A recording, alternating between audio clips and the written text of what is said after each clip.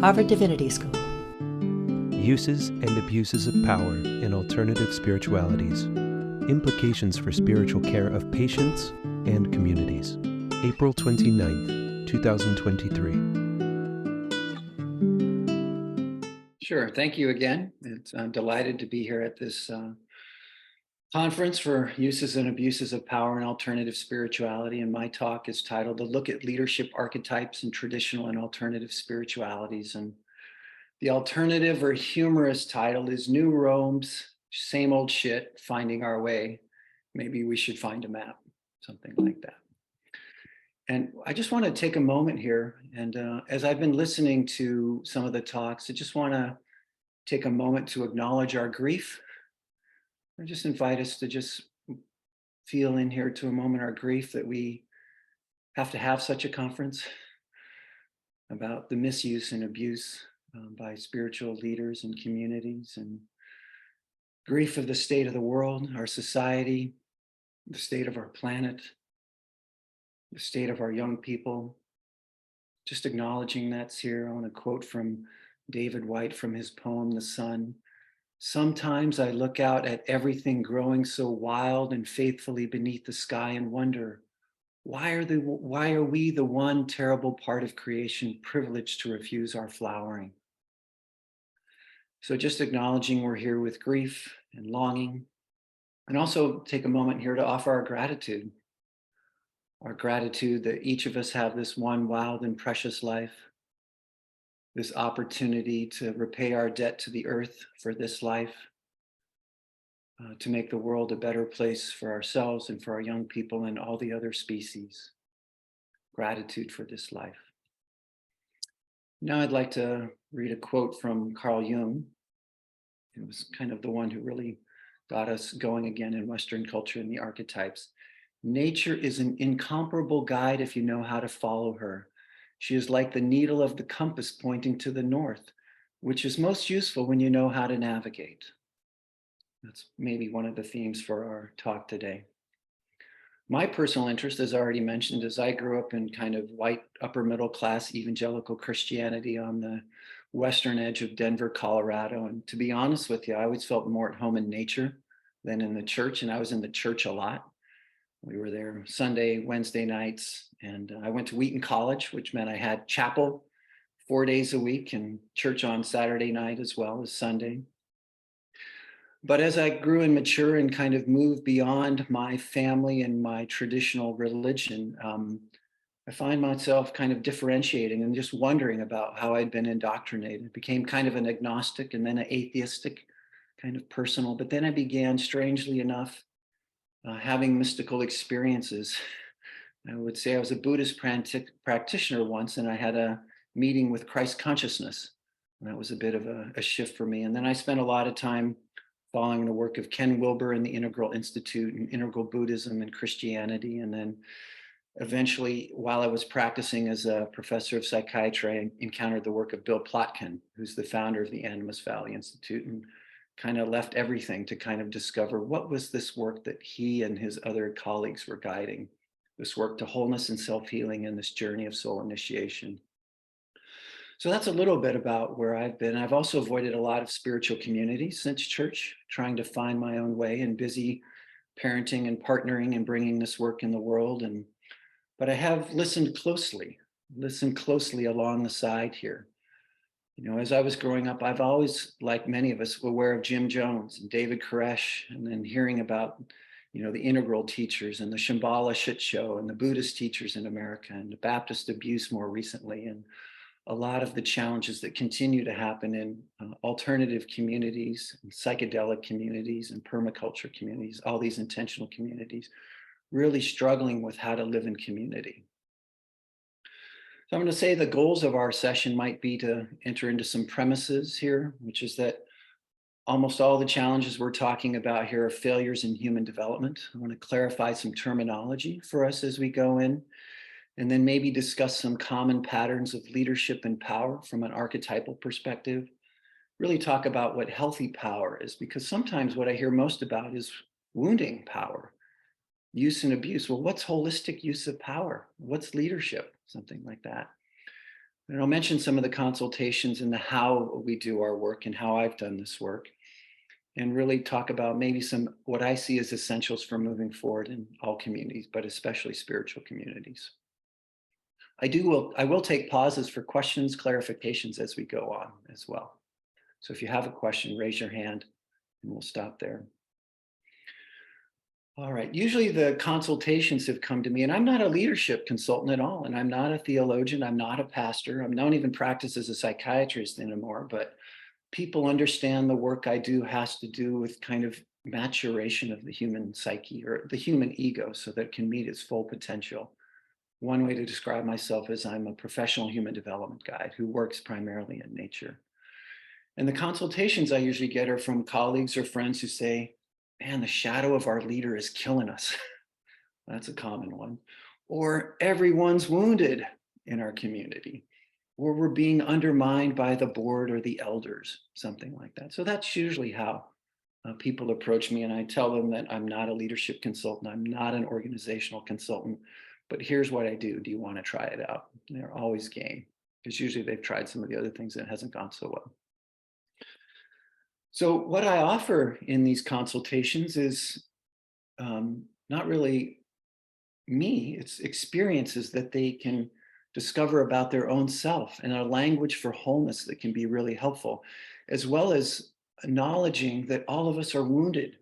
All of us are wounded in particular ways and protect ourselves in certain ways. And we have voices that keep us small and other parts of ourselves that interfere with the ways we want to show up in the world and in community.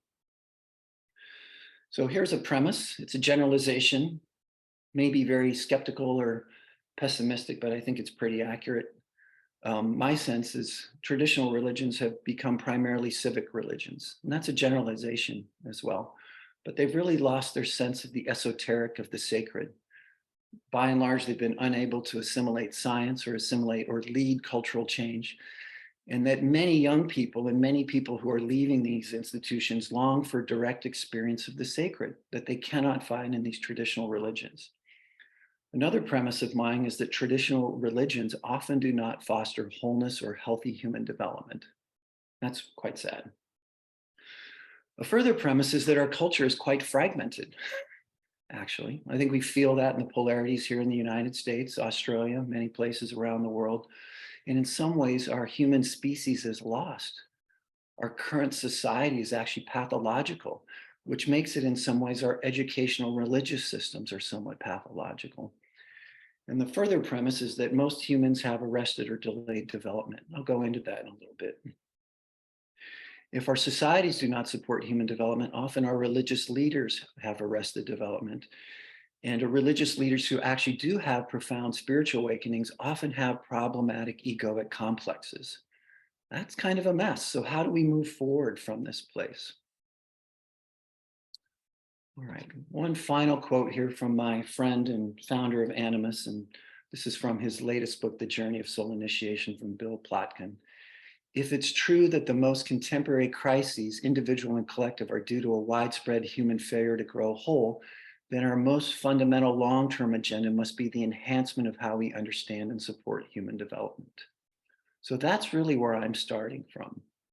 So I just want to open it for any questions, challenges, and clarifications now, if there happen to be any. Just pause here for a minute.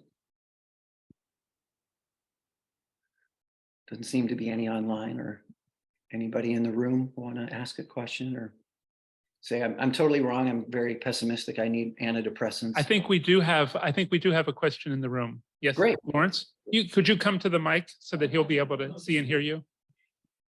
You'll start talking once you're at the mic. I probably will have something more profound to say later on as I listen to your work, but my only suggestion was, cheer up. Hey, we're getting there. Thank you. But I'm also looking at the world. The world is entirely whole and it's entirely fragmented. And I'm really listening to a lot of the young people in their despair, to be honest with you. And I'm actually a very cheerful person. I like that great quote from Wendell Berry. Be joyful, though you've considered all the facts. But I got to start with the way I see things too. So thanks for that. Now, one thing I want to define a little bit is what I mean by the word religion. I'm really coming from Rudolf Otto's definition, which is that religion is that which grows out of and gives expression to experience of the holy in its various aspects. That's what I'm talking about. And again, my sense is that many of the people I've worked with and many of my own experiences is that it's not about accessing the holy. It's not. It's about conformity and belief system and fitting in a certain way, creating what we might call the exoteric form of religion. The other thing about spirituality, I'm going to define spirituality, is that it's more the esoteric experience. That's kind of how I'm using the term. It's a deeply subjective experience of a great or a greater reality, right? It's a religious process that helps the individual become of a greater reality of the self and the other. So that's how I'm going to be using these terms. And I have great hope here. I'm not that pessimistic. I'm cheering up here. My hope is that both religion and spirituality would one day foster human development and connection to the world and our existence as it is in its magnificence, which means that religion and spirituality offer experiences that cultivate wholeness and support transpersonal experiences more than indoctrination into belief systems. This means connecting us to the intrapersonal parts of ourself, supporting us in being interpersonally adept in a relationship with other humans, an ecological connection, which religion has often kind of not been aware of, and to the transpersonal. That means the ancestral, the cosmological, and to spirit and soul. That's what my hope is, that religion and spirituality could foster in the future and is doing so right now. So in my mind, optimally, religion should have spiritual awakenings, which means they have access to technologies of the sacred. They should be able to foster a deep connection to nature, to mature an individual's ego, prepare them for what we call the descent to soul, and create a community, create a healthy community that supports all of this and understands that we're whole, we're broken, we're capable of connecting to the divine and our unique potential in the world. Often you need a leader who has a connection to all of those. And I have to be honest with you, those are rare to find.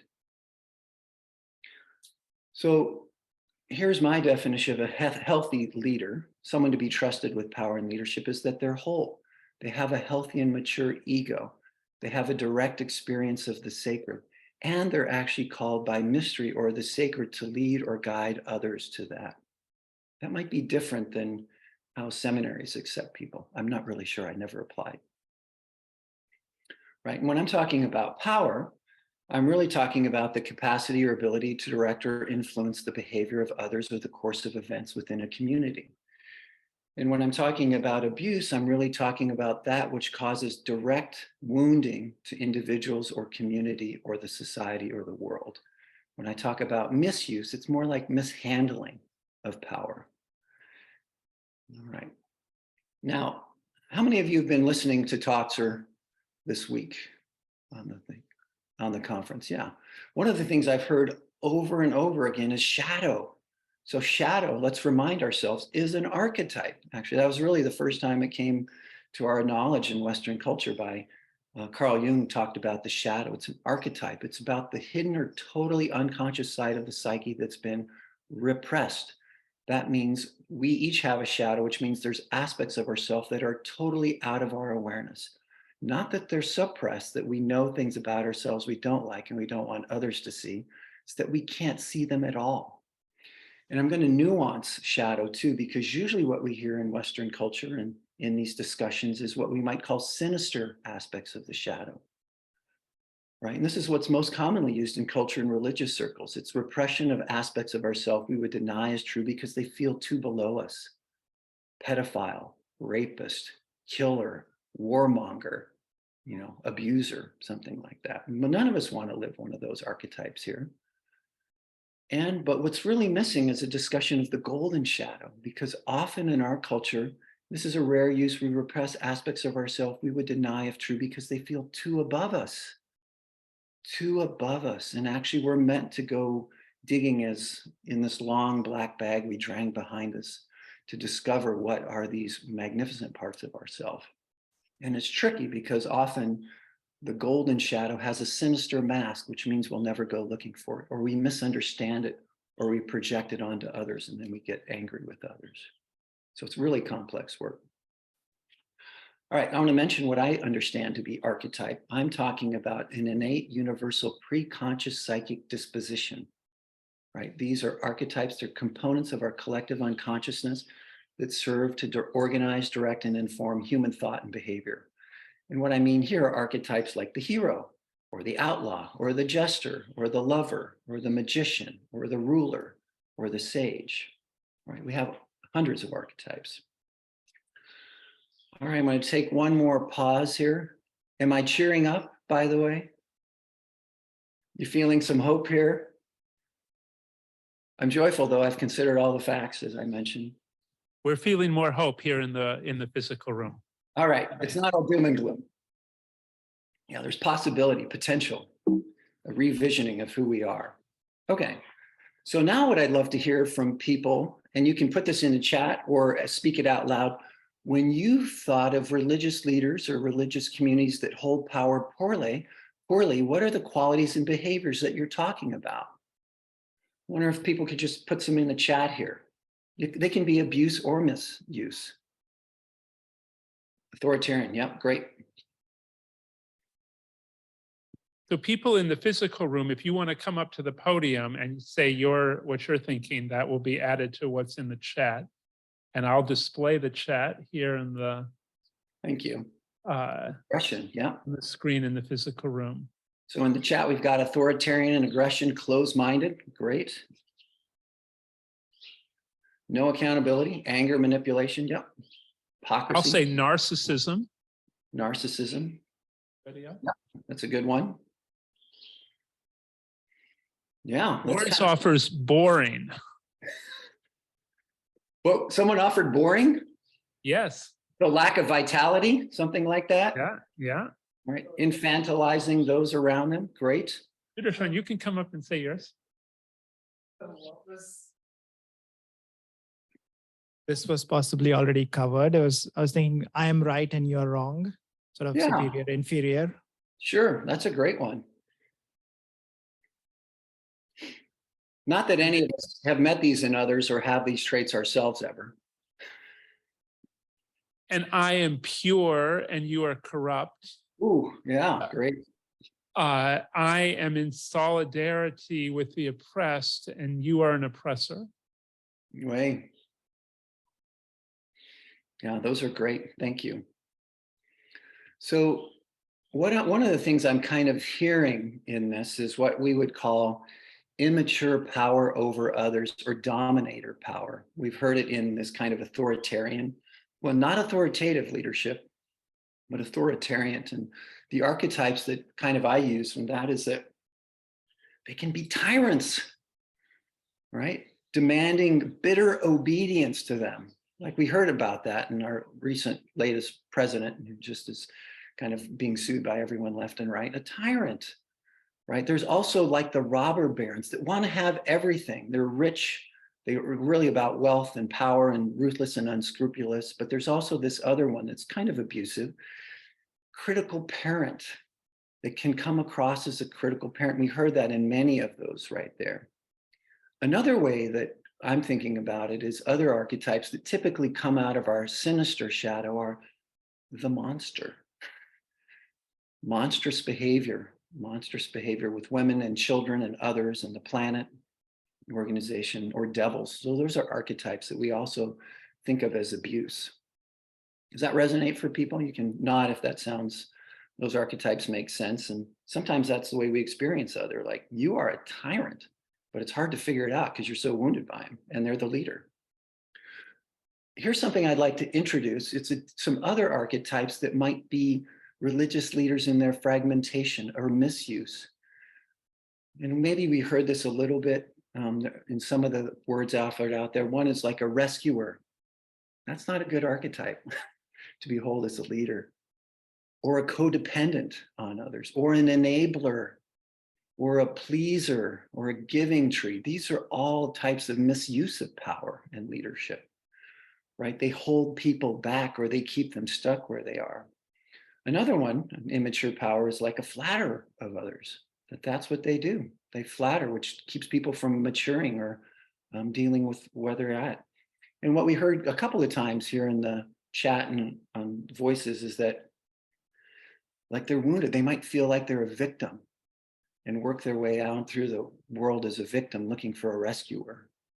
Or they're a rebel. Now, I've heard the term used rebel a lot in this conference, and I just want to clarify what I mean by rebel.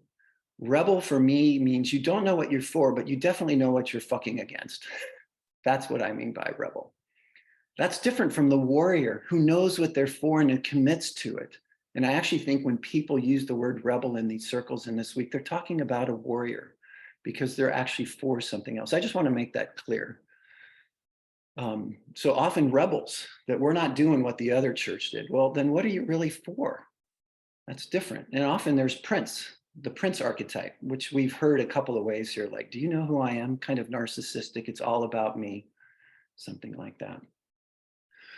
Other ones of misuse of power are those who are addicts, clearly. It's a misuse of their power when they're, what they're primarily focused on, maybe kind of neurochemically, is another hit to relieve some pain or to give them a transcendence of pain, something like that. Other misuse are actually when we have gurus and heroes, actually when we're inhabiting that archetype that we have the answer. We're going to save this. That's not a healthy use. It might not seem as abuse, but it's a misuse, at least in my kind of nosology and the way I think about these archetypes. So does it sound like, I'm just going to check the field here, that we really know a lot about these immature ways of being leaders? Like, they're familiar, aren't they? We know these well. There's another way that we language this is that these are our complexes. That's kind of a psychodynamic term. We're in our fragmentation. They're actually, one way we think about it psychodynamically is that they're protectors. They're protectors. We needed some of these parts when we were young, but they don't serve us when we're older than 18. They're part of our woundedness and our fragmentation. Okay. Now I'd love for people to kind of speak up and say in the chat, when religious leaders hold power well, what are the qualities and behaviors you sense would make a good leader or you witnessed in a good leader? And we'd love to hear some of those now. Again, if you're in the room and you want to share an image of how a religious leader uses power well, please just step up here. It is not an intimidating podium. Just come on up. Equality, great. Okay, thank you, guys. Come on up. Spaciousness, love it. Maybe not doom and gloom all the time would be one. Oh, that's a nod, sorry. Go ahead, yeah.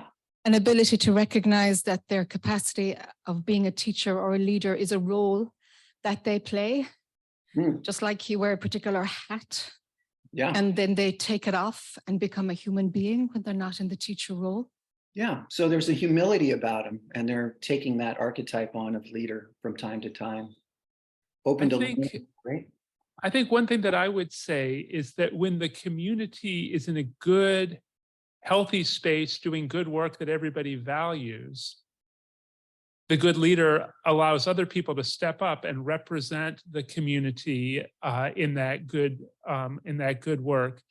But when the community is in trouble, when the community is causing harm, and somebody needs to accept responsibility for that, the good leader steps back into center stage in that moment. Yeah, I like that. Self-correcting, learning from the community, fostering growth. Yeah, great. Those are all ones I feel it's interesting though. Oh, is there one more coming? We get one more coming. Yeah, great. I was going to say empowering and also actually encouraging diversity. Love it. Yeah, I love that. I think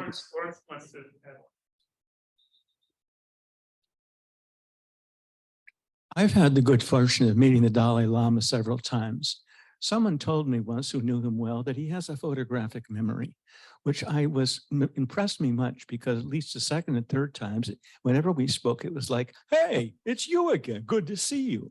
nice. This ability to actually not only be a person of immense wisdom and help, but also be there as a person was extraordinarily empowering. Way. Yeah, thank you for that. Yeah, it's good to hear. This group actually has more descriptors of kind of good leadership than other groups I've worked with. Usually we know what's wrong with leaders. It's harder to describe what's really good about leaders. At least that's been my experience here. So I'm going to offer a definition of a leader in their wholeness here, and we'll unpack it in a little bit here. And I'm going to go through 4 different kind of categories related to different archetypes. And we'll see what we come up with here. What seems familiar and what's like, ooh, that's a little out there.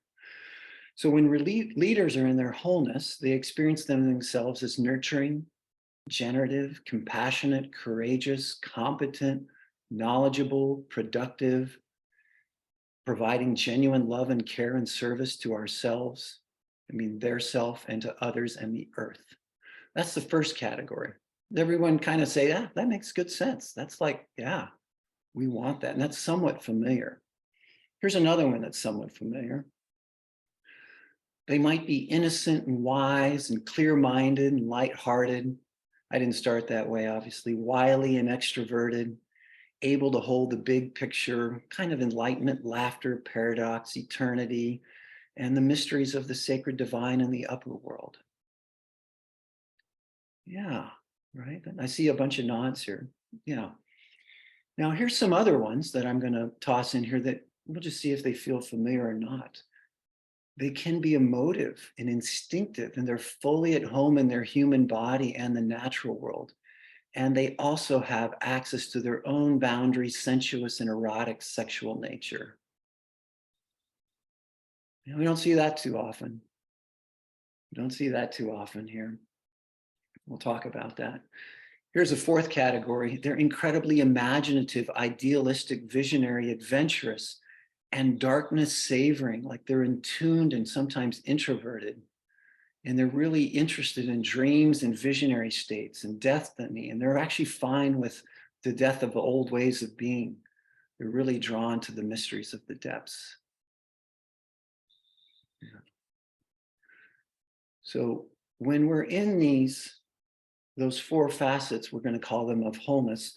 Here's how others experience this. Category 1, others might experience this as elders or healers or manifestors, mentors, activists, warriors, healers, teachers. Where in the 2nd category, people might experience this as this sage or this innocent, or even this trickster or sacred fool or guide to spirit, right?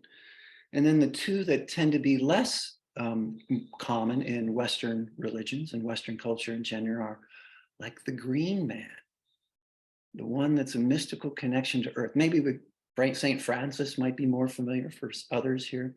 That kind of, the earth is my primary home. It's not the cathedral, it's the earth. Or Artemis for the female kind of archetype. That this is who I am. I don't need any robes. I'm whole entire. I have a hawk on my shoulder or my wrist, and I have a wolf at my side. I'm whole entire. That kind of sacred connection to earth and emotion and body. And then the 4th one, which is pretty rare in traditional spiritualities, but much more common now, an alternative one is like the magician or the wander or the guide to soul, or I don't hate to use the word, or like the shaman. Something like that. We could spend a whole week conference on the term shaman. I don't want to go there, but you understand what I'm talking about. These access to the different realms, something like that. So I want to check out with the group, how do those ideas kind of resonate with your kind of gestalt of what you kind of experienced and tracked? Does that kind of make sense? Those first 2 qualities seem like, yeah, I've seen that before. That's really what most of us want from spiritual guides or spiritual leaders in communities, but I haven't seen those other 2 too often. Just want to check in with people on that. Does that resonate, or? I'll just share something about the way I reacted to those archetypes. It made me much more conscious of my own position. So as you all know, I am employed by what might be the wealthiest supposed nonprofit on the planet. And so I immediately think about good leadership within bureaucratic structures. And what I heard you offering was models of good charismatic leadership, models of leadership where it's really flowing out of yourself more than out of the way you mediate between a structure and a community. And it's an interesting challenge to think about those two different situations of leadership. Yeah, I like that. And I think the wise leader also flows from this place of wholeness, but they also know how to be a good edge walker in certain situations. Maybe the place you're walking, they know how to be a good edge walker, to use that term from Joanna Macy, a Shambhala warrior, who they think that you're doing one thing, but you're actually undermining the old order so that we can create a new order and a new organization so that they're actually worth participating in fully. At least that's how I hear that. Any other questions or reflections? And folks on Zoom, if you want to speak, you can definitely either raise your virtual hand to signal that desire, or if there's a quiet moment, you could even just unmute and speak, because there's fairly few of us. Anybody in the room want to share a reflection? All right, well, why don't I... It's pensive. Okay, why don't I keep going here? I can't read the room because I can't see the room. And it's hard to read others on Zoom. But I think one of the challenges here is that in Western culture, we've not had a good map or model of wholeness. What we have is, from psychiatry, is the DSM, right? The Diagnostic and Statistic Manual, which is like 626 ways to be broken, you might say. It's not about wholeness. It's like, what's wrong with you? These symptoms and these disorders. It's not a good way to kind of help people cultivate their wholeness. So what I mean by wholeness and the self, which was kind of the term originally used by Jung, and I'm kind of quoting here from my mentor, Bill Plotkin, these are resources that wait within the human psyche that are inherent human strengths, capacities, and sensibilities. These aren't typically acknowledged by psychology or religion. It's one of the challenges of Western societies. We haven't known how to cultivate aspects of our wholeness. And in fact, several aspects of our wholeness are dangerous to the overculture. They're dangerous. They would overthrow the 1% in capitalism and all the things that are going on right now. So these are an innate bundle of resources that everyone has in common. And the way that Bill and other guides at Animas, they've kind of mapped them out on the 7 directions here, including archetypes, universal patterns of human behavior, and characters that are found in all cultures and in myths, dreams, art, and literature here. So I'm going to move further into that now. So that's wholeness. And what we typically know about in our Western over-psychologized culture is our protector parts, or what's wrong with us. These parts of us that we sometimes are wounded and like to hide from others, but sometimes come out as a victim or a rebel or a tyrant or an addict, right? These are also constellations of feelings, images, and behaviors that sometimes operate independently from one another. These are our subpersonalities from childhood, and often they keep us small. Often they keep us from accessing our wholeness, and they often cause trouble or mischief for ourselves or for others. So the work that we do, I'm just going to call it wild mind work. We actively cultivate the self, those 4 facets of wholeness I described. We actively cultivate our connection to nature. We have a map that includes our connection to the transpersonal realms. And it also includes access to the deep imaginal, like dream and deep images, as well as to our shadow. And that makes us a little bit different, and actually quite different from some of the other therapies in the world. Like, how many here are familiar with internal family systems from Dick Schwartz? It's one of the most— 2 hands in the room. Okay, yeah, it's one of the most popular ones, and it's because it works. It works quite well, actually, because we do have these parts of our psyche that are somewhat autonomous. And I really like Dick's work. It works very well for people with traditional psychiatric disorders, but it doesn't necessarily cultivate human development. It doesn't necessarily enter into these transpersonal realms. It doesn't have the shadow. So that's why I really like Bill's map here. Okay. So let's see, we're about 40 minutes in here. I want to just name a couple of things here related to the topic again of traditional and alternative spiritualities and some of the challenges. So I'm going to say some of the differences I've tracked is in traditional training. There tends to be lengthy training and apprenticeship and ordination by an institution and some institutional oversight.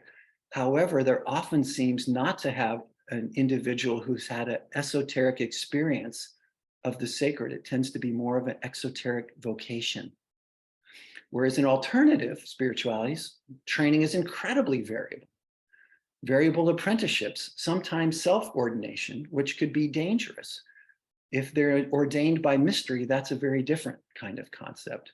There's lack of institutional oversight, but they might have had an experience, an esoteric experience of the sacred. So these are some of the challenges in maturing here. In conservative, traditional one, it's usually conformity to institutional hierarchy, to elder and leadership expectations, conformity to doctrine, as opposed to guiding people into their own mystical experience, and often meeting the expectations of the parishioners and elders, which usually comes down to being financial or not threatening the beliefs or the political belief systems.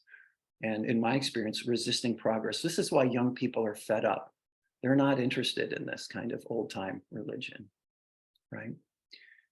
So let me see if I want to add anything else here. What leads people into other alternative communities? First, we're going to talk about the leader. My experience is that many of them have an experience of the divine. Many of them have an experience of the divine, of union, of suchness, of the great cosmos, and they want others to experience that. They feel like it's a calling in a certain way. Or they've differentiated beyond the traditional institution. They just can't do it anymore. They're tired or tolerant of the hierarchy, the patriarchy, the racism, and the exclusion of others in those communities. Or they're still searching for their own community. Or they're still searching for the mystical. And occasionally, and unfortunately, in some of the terms I labeled at the beginning, they might be a psychopath who just wants to abuse people in these circles. So in alternative spiritualities, what tends to attempt to create an alternative community, often they have a charismatic leader, a true holistic leader that flows from their wholeness and connection with the divine. That's a good kind of person to be around. Humble, but bold, connected to spirit, connected to soul, connected to nature, humble and bold. And of course, there's narcissistic psychopaths that are charismatic as well. And it's hard for people who are wounded to differentiate between the two. Alternative spiritualities tend to have more access to experience that shift consciousness, or to access parts of ourself that have been suppressed, like sensuality and sexuality and connection to nature. They often attract wounded individuals and spiritual seekers and seekers of community. And they often have progressive values, social, ecological justice, and a personal experience of the divine. But the challenge is, as I maybe mentioned and hinted to, is that sometimes spiritual experience and ego maturation don't go hand in hand. They do not go hand in hand. Very wounded people can have a spiritual awakening, but a very immature ego, and think they're ready for leadership, and they're not, actually, because they have an immature ego. Often leads to ego inflation, activation of a God complex, the guru, the shaman, the enlightened master, the one chosen by God. These are dangerous inflations here of the ego, right? So on one hand, we have this kind of encrusted patriarchal exoteric community, and the younger people have no interest in and interested in spirituality. And then you have these esoteric communities that provide access to these other parts that have been kind of hidden from religion, maybe even called a cult by the traditional religions. But you might have an incredibly wounded leader or a lack of wholeness in the leader. So this is the way I kind of think about what's really happening and what I've been witnessing in the world and where I've consulted. Rarely are traditional or alternative spiritualities good at supporting human wholeness, right? Partly because we haven't had a map of human wholeness. That's some of the challenges here. So when we're lost, it's really good to have a map. Even I, as a man driving with my car, 20 years ago, we didn't have Google Maps. I would often stop and ask for directions or look at the map. When we're lost, it's good to have a map. And so that's what I'm going to introduce to you now. Some of the ways we use a map we call the nature-based map of the human psyche. And part of this map is holistic because it anchors itself in the 7 directions, which almost every tradition in all cultures, including Western cultures, used as a model of wholeness: north, south, east, west, up, down, and center, right? These directions, these 7 directions, support us in fathoming the wholeness of that. We came out of this. It's our original nature. And the work that developed that I'm going to talk about here, which I've employed with these groups, really comes out of witnessing what happens people in the preparation and on a vision fast. Right? It's done from field work of different experience. If we send them out on a type of walk, or they're out there from some non-ordinary state of consciousness by a wilderness fast, what happens to them? We've been listening to these experiences, listening to their wanders, listening to the parts that keep them from exploring more. And Bill created this map out there. So it's really non-arbitrary. It doesn't come from the head, it comes from field testing. And it's based on partly the three world model, or the three dimensions of consciousness, which often we don't hear about, at least one of them. We often hear about the upper world, right? Upper world consciousness, connection to the non-dual of love, suchness, nothing, depending on your spiritual tradition. We often hear sometimes in these conversations about the middle world. And what by the middle world, that's what I'm talking about, the realm of the everyday ego, right? Which is where most of our challenges are. We rarely hear about the realm of the underworld, the realm of soul, where we find our unique mythopoetic identity on this excruciating, dismembering, and remembering journey. So that's what the map is kind of based on here. And I'm going to share one of the maps now. Let me see if I can get my pointer to appear. There it is. I'm going to share one of the maps we use. All right, this is, are people seeing this map? The intrapersonal view of the self? We see it very clearly in the room. Okay, great, thank you. So this is a map that we use. It's actually three-dimensional. If this were a map on the horizontal, this would be the ego, and above it would be spirit, and beneath it would be the realm of soul. We're only going to talk about the ego today, right now. So in this map, you can see that we have the inner part, which are protector parts. I've already labeled all those archetypes, right? Our wounded ones, our inner critics, our escapist addicts, and in the West, these shadow selves. On the outer circle are our facets of wholeness. Our facets of wholeness. I didn't use all these terms because some of them are complex, but I did describe their qualities. And I'm going to actually guide us into them a little bit in just a second here. So that's our map, our intrapersonal map. Let me just kind of move us into an experience of it here, right? And so part of this is all about differentiating, which means moving beyond our protector parts. We all have these protector parts. We grew up and we had to develop what we call childhood survival strategies in order to fit in enough in our families, in our educational system, our religious systems. We have to determine what's welcome and what's not, where to stay small, where to hide parts of oneself. I see a lot of nods here from the chat or from the online folks.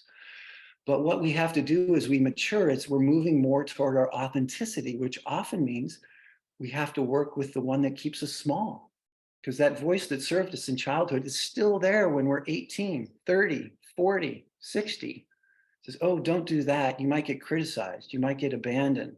People might not like that, even if it's authentic. So we work with these parts of ourselves, right?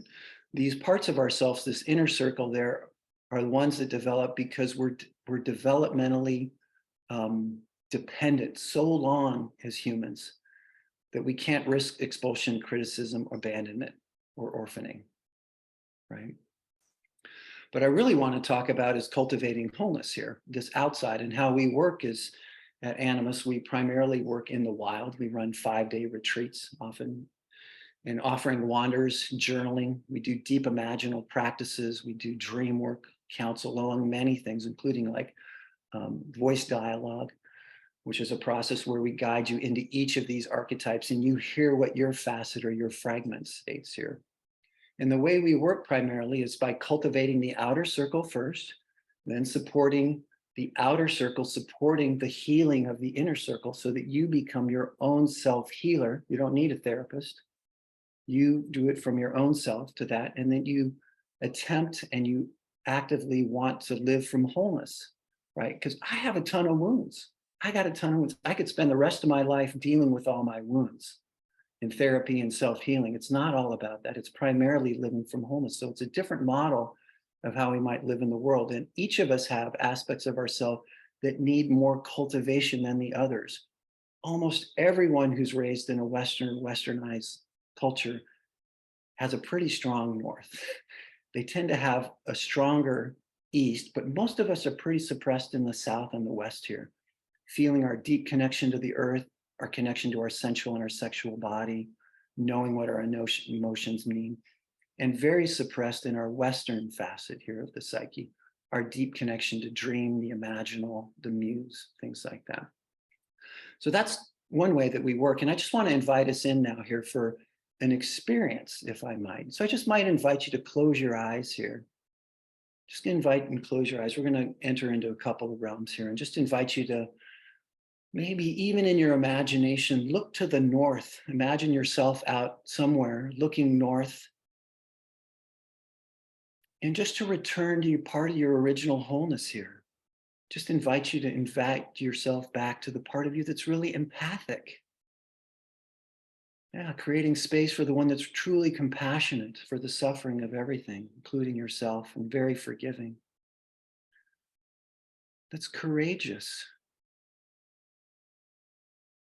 That's competent and knowledgeable, and can provide genuine loving care to yourself, to others in the more than human world. Just invite you to remember that. Can you feel that?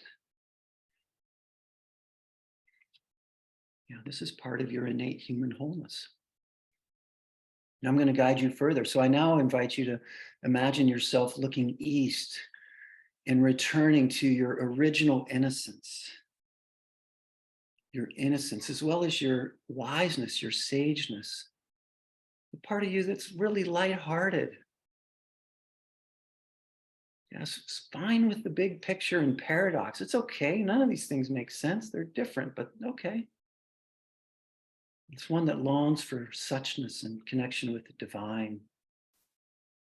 This pure consciousness one. Just invite you to feel that. Now I invite you in your own way to imagine looking to the south here, the equator, if you're in the northern hemisphere, place of warmth, midday. Just to invite you back into the part of you that just loves having a human body, loves being in the natural world. It's instinctive, playful, knows that it's wild as every other being on the planet is wild. It's emotive. It loves feeling all the emotions. And it's erotic and sensual and sensuous. Just invite you to feel that as well. And then I will invite us to maybe hold that and bring us along as imagine yourself looking west. Maybe it feels like autumn, even though it's spring here in the northern hemisphere, but maybe a time of dusk, the sun setting, the place where daylight's ending. Just feeling this part of you here. We must go west. This part that's more meaning attuned and introverted and mystery. Things seem to shift shapes. Shadows are growing longer. Adventurous. The time of romance. This part of you that wants to go into the dark and to discover who is in the dark.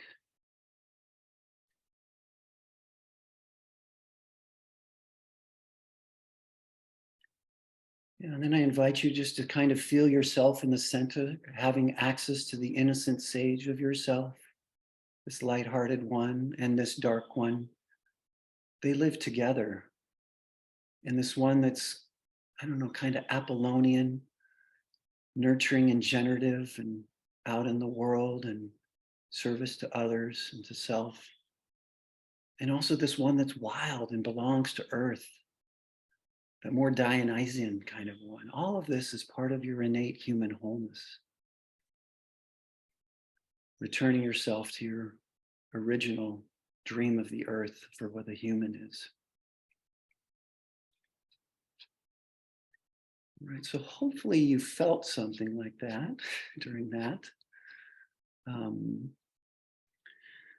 Anyone have any reflection here on that? Just that 3-minute process here or 4-minute process? You feel your wholeness? It's pretty easy to just kind of return to it once you kind of remember it and just take a moment to go back into it. And you might also feel, oh, that one feels strong, but this other one, I don't really know about that one. That south or west, I don't know. It's just an observation that might be a place to actively cultivate. Yeah. So the way we work is we work in our wholeness, and then we begin having our wholeness begin to work with one of our particular parts here, right? And it's really important because when we suppress aspects of our wholeness, it usually shows up as an immature or shadow version. Like the suppression of the sensual and the sexual in the Catholic Church is what's directly led to the abuses of the Catholic Church. This is the way the psyche is woven. If you deny something is true about who you are, it erupts as a shadow form, an immature form, and does great damage. Right? We've seen that, what it does with sexuality. We've seen what it's done to the feminine. We've seen what it's done to the indigenous. So cultivating our wholeness, which is the way I've worked with these communities and work in my organization and for myself, it's a lifetime of work. I'm never fully whole, and I'm whole, if you know what I mean. I'm never fully self-healed, and I'm whole and self-healed. I can hold all these wounds and these parts in love for the way they served me when I was younger, and I'm tender with them now because they too belong. So it's a different model of trying to get rid of aspects of yourself that kind of you don't like. Another way to kind of think about this and to really look at these institutions is, are they fostering human wholeness and human development in the individuals themselves? That's a really good marker. Are they also living from that places for society?